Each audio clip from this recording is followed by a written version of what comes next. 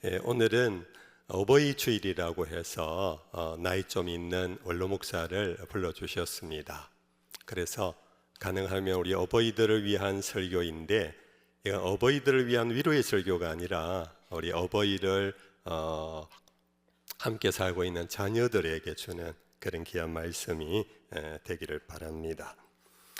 이미 전 세계적으로 알려진 뉴스입니다만은 로마 캐톨릭 교회가 지난 주간에 제267대 교황을 선출했습니다. 교황의 선출의 과정은 참 재밌고 또 신비스럽기도 한데요. 콘클라베라는 그런 집에서 그들 추기경들이 모여서 한 분을 선출하는데, 이 콘클라베라는 말은 라틴어에서 콘클라베, 콘은 함께한다, 클라베라는 것은 자물쇠를 의미합니다. 그 자물쇠가 채워진 집이다, 이 콘클라베예요. 외부의 어떤 영향도 받지 아니하고 사람들의 정치적 어떤 술수에 감염되지 않고 기도하다가 하나님의 뜻이라 여기고 한 사람을 세우는 집, 이 콘클라베입니다. 그래서 한 사람이 세워지면은 시스티나 성당 꿀뚝의 흰 연기를 발사하면서 그것을 알리게 되고, 그리고는 바티칸의 부재 사제가 나와서 한마디 정가를 합니다. 그게 뭐냐면은 하비누스 팜팜. 이 말은 바로 영어로 번역하면은 We have the Father. 우리가 종교적으로 표현하면은 교황이 탄생하셨습니다, 그런 뜻인데, 그 라틴어 본래의 의미는 이제 우리는 아버지를 갖게 됐습니다, 그런 뜻이에요. 여러분들 파파라는 말 아시죠? 이게 아버지라는 말이에요. 우리는 아버지를 가지게 되었습니다. 이 집에는 아버지가 계십니다. 여러분들, 이것이 2000년 로마 천주교회의 역사의 힘이었고 권위의 상징입니다. 우리는 흔히 교황교황거리면서 좀 비판적인 안목으로 봅니다마는 그들에게는 단순한 위계질서의 최고의 성직자로 여기지 아니하고 우리에게 아버지가 있습니다, 그렇게 선포하면서 그 신앙 공동체의 수장으로 세우는 그런 모습을 봅니다. 군에 갔다 오신 분들은 아시겠습니다만은, 예를 들면 우리 이군 사령부가 가까이 있지요. 이군 사령부의 사령관이 출근을 하면은 사령관 깃발이 올라갑니다. 그 퇴근하면 사령관 깃발이 내려갑니다. 그 깃발을 보면서 여기 본부에 우리 사령관님이 계시구나 하는 상징입니다. 모든 수하의 부하들이 그 깃발을 보면서 우리의 수장이 계신다 하는 든든한 마음을 갖고 그들은 그들의 업무를 보게 되는 것입니다. 여러분들 아시겠지만 여기 가까운 대구 서영교회가 작년 9월에 담임 목사님이 갑자기 사임을 하시고 떠나는 바람에 제가 지난 한 5, 6개월 주일마다 서영교회 강단에서 말씀을 전했습니다. 그 한두 달이 좀 지나니까 제 듣기 좋으라고 어느 분이 찾아오셔서, 목사님, 우리 그냥 담임 목사 안 뽑고 목사님이 계속 매년 말씀 주시면 좋겠어요, 그러더라고요. 그래서 장로님, 교회는 담임 목사님이 너무 소중합니다. 나이와 상관없이 담임 목사는 교회의 아버지입니다. 아버지가 없으면 여러분들 아무리 좋은 설교를 듣는다 해도 그것은 유튜브 틀면은 정말 대단한 분들의 설교를 들을 수 있잖아요. 그런데 교회에는 아버지가 계셔야 합니다. 그러면서 제가 강권을 해서 지난 4월 첫 주에 담임 목사를 청빙하게 되었고, 그리고 공동회를 통해서 청빙하면서 노회의 허락을 받고 두째 주에 위임식을 갖게 됐습니다. 제가 그 과정에서 그 서영교회 교인들의 표정과 그들의 어떤 반응을 보니까 너무 좋아하시더라고요. 제가 계속 있었으면 큰일 날 뻔했어요. 그들에게는 아버지가 필요하다는 것입니다. 그들에게 아버지가 있으므로 그들은 교회가 든든히 서 있는 것과 같은 마음으로 그렇게 교회를 출입하면서 예배를 드리는 것입니다. 여러분들, 어버이날 오늘 카네이션 하나를 달아주고 혹은 선물 드리는 이런 것 참 소중한 이벤트입니다. 그러나 어버이에 대한 효의 근본은 We have the father and mother. 우리 집에는 어버이가 계십니다. 이 어버이의 존재감, 이것을 의식하고 인정하는 것이 모든 효의 근본입니다. 저는 12살의 아버님이 일찍 세상을 떠나셨어요. 아버지 없이 자랐어요. 편모스라에서 자라면서 거의 반고아였습니다. 여러분들, 고아의 삶을 아십니까? 여러분들, 아버지 없다라는 것은 돈 없다라는 것하고 비교가 안 됩니다. 아무리 유산을 많이 상속 남기고 떠났더라도 아버지 없는 자식은 고아입니다. 그들의 마음에는 늘 불안합니다. 기둥이 없습니다. 기초가 없습니다. 흔들립니다. 그러면서 우왕좌왕합니다. 그래서 여러분들, 부모님이 아직도 계신 여러분들은 복받은 분들입니다. 부모님이 우리 집에 있습니다.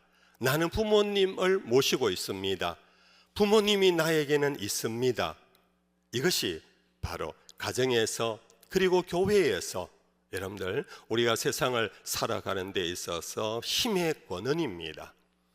예수님께서 십자가에 못 박혀 죽임당하신 여러 이유 중에 하나는 예수님께서 이전에 유대교 어떤 랍비도 어떤 대제사장도 가르쳐 주지 않은 것, 말하지 않은 것을 하나 했어요.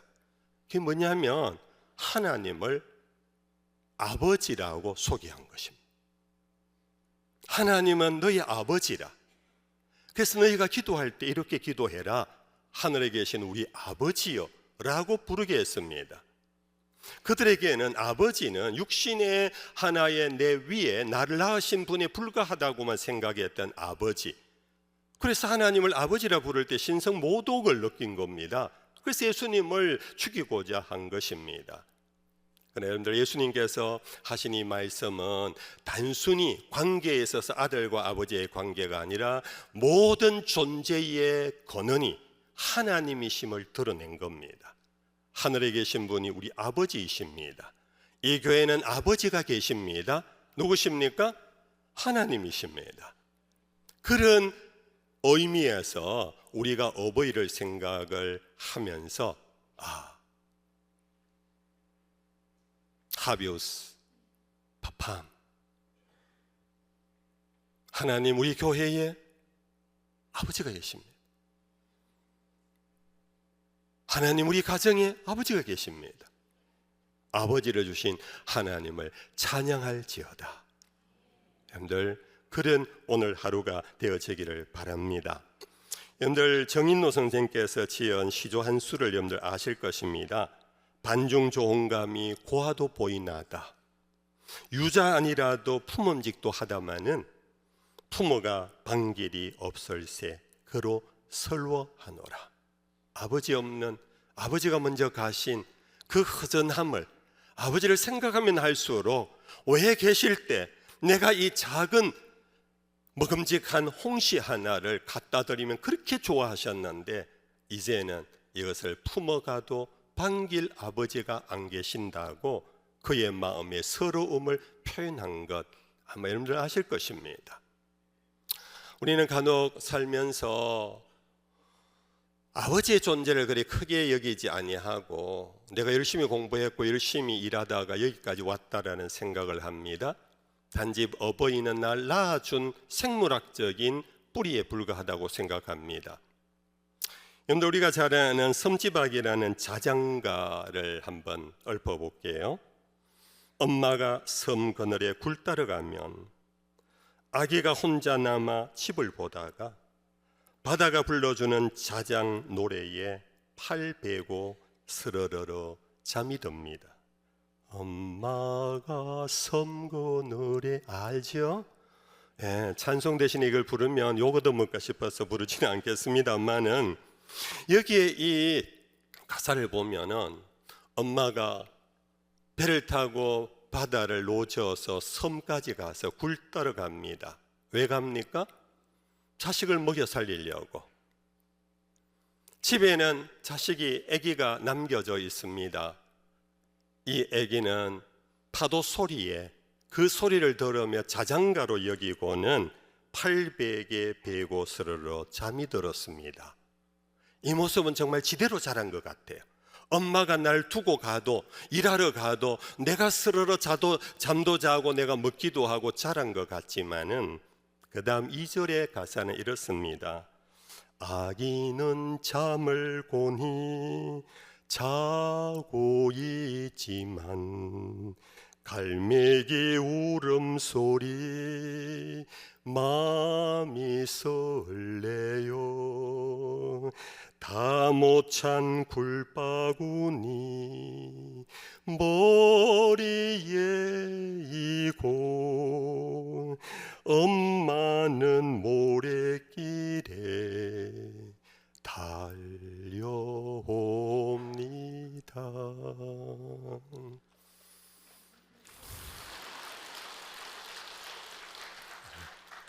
우리 음악 전문가들 보면 저를 비웃는데 박수 치면 안 돼요. 제가 이 2절 가사가 너무 마음에 와닿았어요. 아기는 잠을 곤히 자고 있지만 갈매기 울음소리 듣는 섬 그늘에 불따라간 엄마는 그 갈매기 울음소리를 들으면서 두고 온 아기의 울음소리가 가슴에 들려온 겁니다. 근데 아기가 지금 뭘 하는지 모르지만 갈매기 울음소리에서 아기의 울음소리를 들으면서 그는 굴 한 바구니 따가야지 했던 생각을 내려놓고 바구니에 들찬 바구니를 들고는 손살같이 아기 있는 집으로 모래밭을 뛰어오는 어머니의 모습. 여러분들 해변가에 모래밭 뛰어봤죠? 걷는 것도 일반 보행도로와 비교해서 힘들어요. 그런데 거기 뛴다라는 것은 여린 어머니의 발목으로는 버거운 곳이 모래톱인데 거기에서 아기 울음소리가 들리는 듯 그것 때문에 달려온 것이 바로 어머니입니다. 이것이 노래의 주인공만이 그런 것이 아니라 우리의 어머니들이 다 그러신 분들입니다. 내가 홀로 자라왔고 홀로 살아온 분 아무도 없습니다. 진자리 마른 자리 갈아 내어주신 그 어머니의 사랑, 그 보살핌,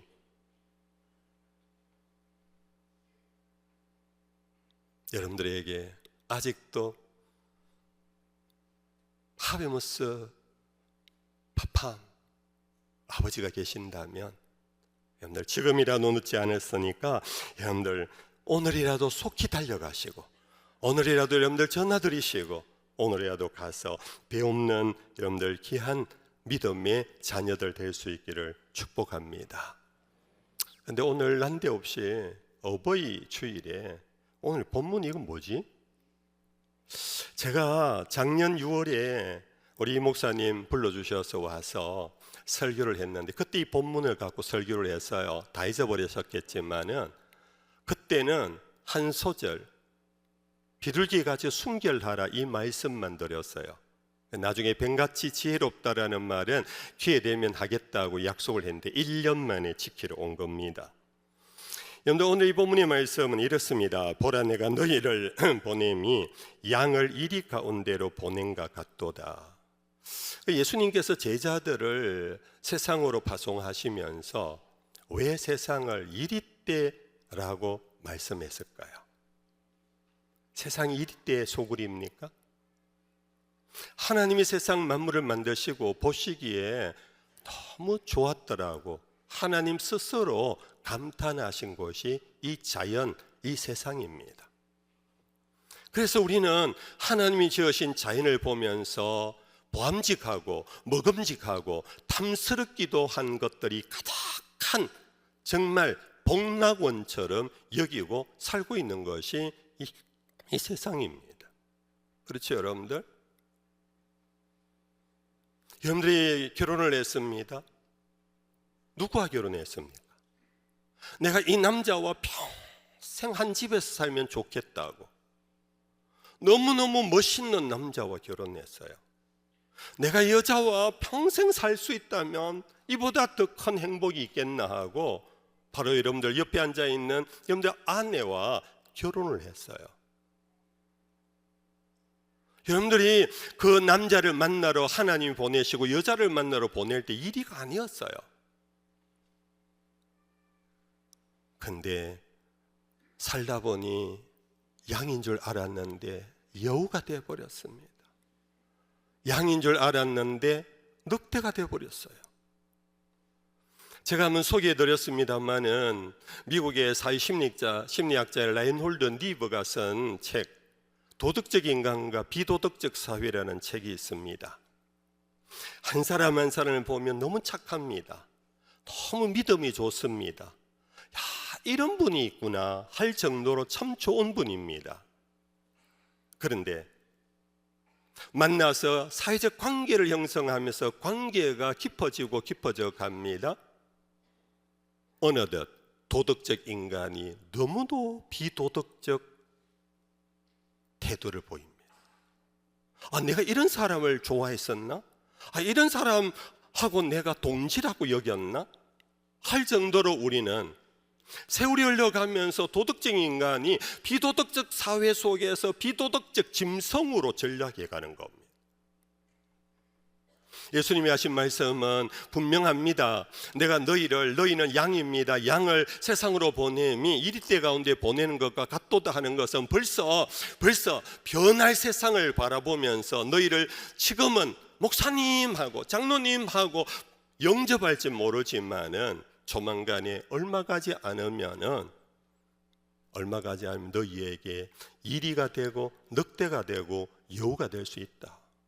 주님은 내다보시면서 그렇게 말씀하고 있는 것입니다. 여러분들 괜히 제가 이렇게 얘기합니까? 여러분들 물어봅니다. 여러분들 누구와 가장 많이 싸웁니까?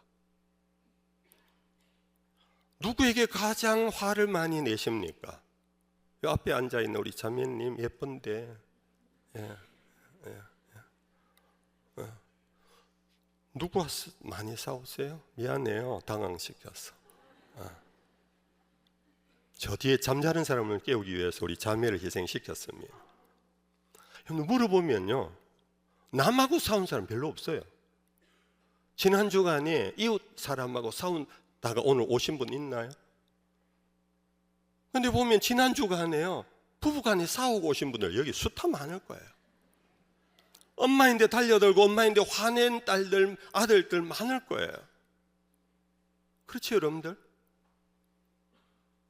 이리때 가운데 보낸다는 것이 세상이 아니고 사실은 우리가 하나님이 보내어 귀한 남자와 여자를 서로가 이는 내 몸이요 이는 내 뼈라고 하고 그렇게 사랑했던 양 중에 양이라고 여겼던 사람과 결혼했는데 어느덧 살다 보니까 나도 모르게 화를 부릅내고 나도 모르게 싸우고 나도 모르게 욕을 하고, 이것이 오늘 우리가 살아가고 있는 이 가정 아니겠습니까? 제가 어느 자료를 봤습니다. 통계청과 경찰청의 자료인데요, 그 자료에 의하면은 모르는 사람에 의하여 일어난 살인, 폭력보다는 지인관계에서 일어난 사건이 더 많은데 그 중에서 가장 많은 경우가 바로 가족관계, 가정에서 폭력과 살인과 방학이라. 이게 우리나라 사회의 경우만이 아니라 이거는 전 세계적인 통계랍니다. 여러분들 한번 생각해 보십시오. 우리는 왜 내 아내와 그렇게 한평생 같이 살자꾸나, 여기서 헤어지면 안 된다, 우리 한 대문으로 가자 했던 사람이 왜 지난 주간에 안 싸우고 몸베겼습니까? 엄마 고마워 사랑해 했던 엄마에게 여러분들 왜 함부로 대들었습니까?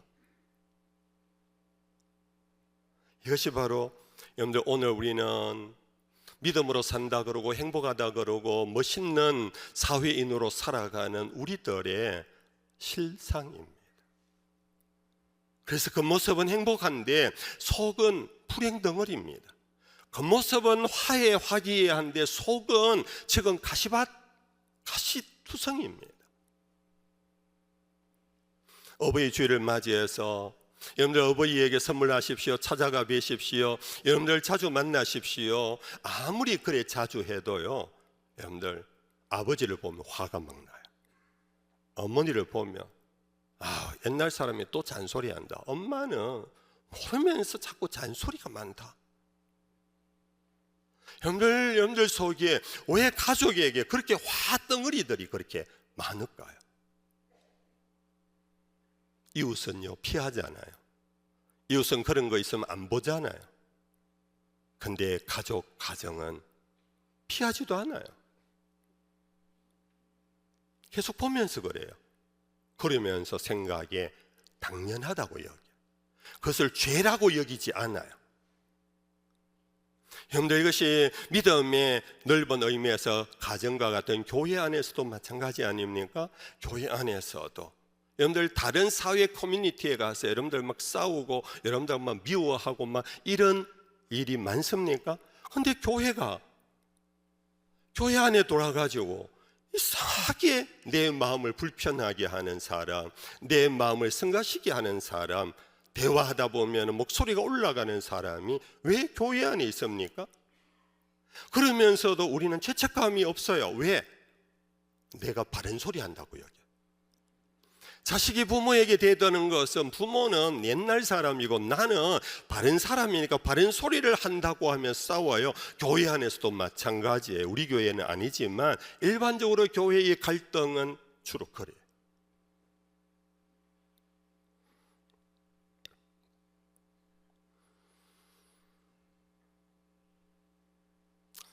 여러분들, 성경이 오늘 이 본문의 말씀이에요. 계속 읽어가 보면 저는 한 절만 본문으로 삼았는데, 이리 가운데로 보낸다 하면서 18절에는 그 이리의 대상이 누구냐 하면은 총독들, 임금들, 그리고 이방인들 이렇게 나와요. 그리고는 쭉 내려가서 21절에는요, 이리 때의 대상이 누구로 연결되느냐 하면은 장차 형제가 형제를, 아버지가 자식을 죽는 데에 내주며 자식들이 부모를 대적하여 죽는 데에 내어놓는다. 예수님이 지금 말씀하고자 하는 마지막 종착점이 어디냐 하면은 회사가 아니에요. 바로 가정이에요. 내가 너희를 보냄이 양을 이리떼 가운데로 보낸 것과 같구나. 그 이리떼가 어디에 있느냐? 가정에 있다.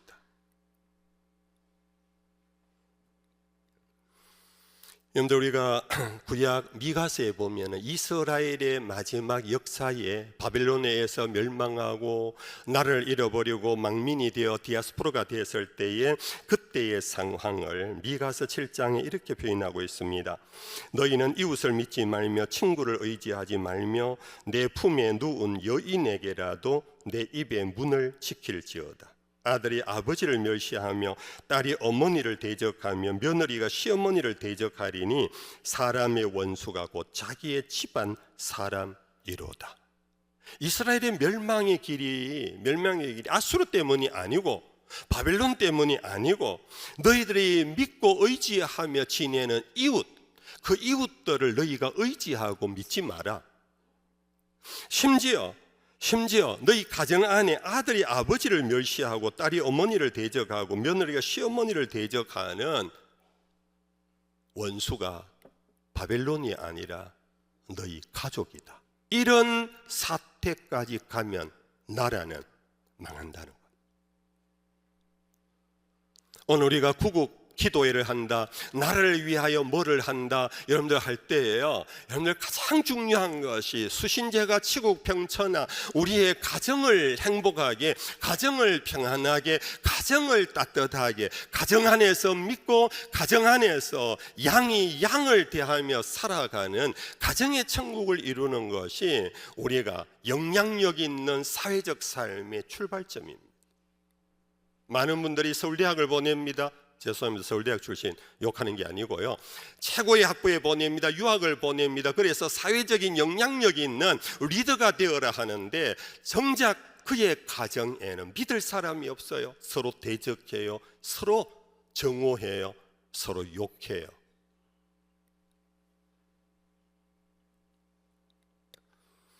그래서 예수님께서는 마지막 인자가 다시 오실 지구의 종말에 대하여 경고하시는 중에 제자들이 물었어요. 선생님, 마지막 때에 어떤 징조가 있습니까? 그때에 예수님께서 하신 말씀이 똑같아요. 마가복음 13장 12절, 형제가 형제를, 아버지가 자식을 죽는 데 내주며 자식들이 부모를 대적하여 죽게 하리라. 이런 날이 이르면은 인자가 가까이 온 줄 알라고 했습니다. 이제 자, 그러면 우리가 어떻게 해야 되느냐? 양을 보내면서 너희가 만나는 사람이 처음에는 양이었는데 너희가 지내면 지낼수록 이리로 변모하는 그 가정과 교회와 사회 앞에 너희들 어떻게 해야 되느냐? 그것이 오늘 따라합시다. 뱀같이 지혜로워하라. 여러분들, 뱀의 특징을 몇 가지 제가 얘기하면 여러분들 다 고개에 끄덕일 것입니다. 뱀은요, 팔다리가 없는데도요 손살같이 이동해요. 자기의 천적이 나타나면요 팔다리가 없는데도 그 천적이 따라오지 못할 정도로 손살같이 도망을 해요. 우리 중국에도 병법에요 36개가 있잖아요. 뭡니까? 도망쳐라. 도망쳐라. 여러분들, 우리는 짐승을 만나면 내가 짐승이 돼야지만 이긴다고 생각합니다.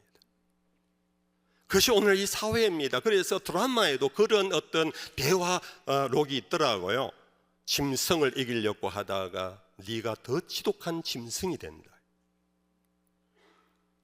여러분들, 혹이나 가정이나 교회나 사회에서 여러분들 1위를 만났을 때 어떻게 하면 이기느냐? 내가 1위가 되려고 하면 안 돼요.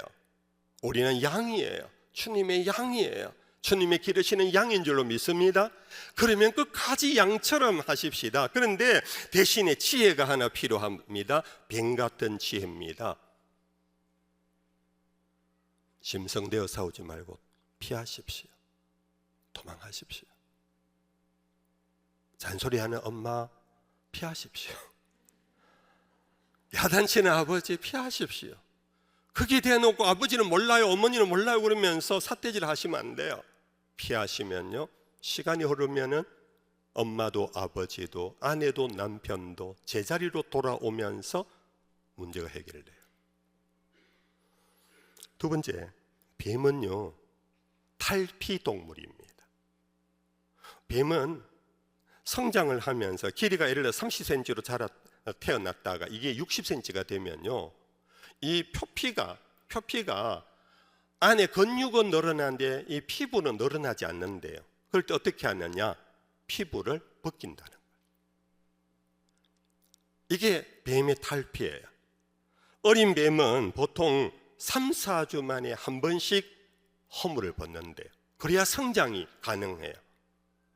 그리고 좀 성체는 석 달 안에 적어도 한 번 이상 자기 피부를 벗긴대요. 그리고 나이가 좀 된 뱀들은 그럼에도 불구하고 6개월에 한 번은 벗는데요. 여러분들, 피부를 벗긴다 하는 이것은 두 가지 의미가 있답니다. 조금 전에 성장을 위하여 그렇게 벗는 것도 있고, 하나는 땅을 기어가니까 온갖 땅에 오물들을 묻히니까 그게 세균 덩어리잖아요. 균 덩어리잖아요. 표피를 벗음으로써 건강을 유지한답니다. 여러분들, 이것은 오늘 우리 자신이 내가 대하는 비도덕적 사회 앞에서 그 비도덕적 사회와 대상을 향하여 혁명을 일으키려고 하지 말고 내가 껍질을 벗는 겁니다. 내가 허물을 벗는 겁니다. 내가 성장해야 하는 것입니다. 내가 변신해야 하는 것입니다. 그럴 때 상대는 놀라워합니다. 상대는 나를 인정합니다. 1년 전이나 지금이나 똑같으면 우리는 부모에게 욕을 얻어먹습니다. 아내에게 욕을 얻어먹습니다. 그러나 달달이 뭔가 변신이 있습니다. 성장이 있습니다. 성장이 있습니다. 긍정적인 새로움이 나타납니다. 여러분들 사랑받게 되어 있습니다. 나의 상대가 여러분들 비도덕화되지 않습니다. 늑대와 이리로 바뀌지 않습니다. 뱀 같은 지혜가 필요합니다. 세 번째는 뱀은요, 어떤 지형이라도 아주 연체동물과 같이 그의 몸이 여러분들 그러면서 지형을 잘 빠져나가잖아요. 우리 사람의 척추는 뭐 20몇 개입니까? 죄송합니다. 몰라서 뱀의 척추는 굉장히 많답니다.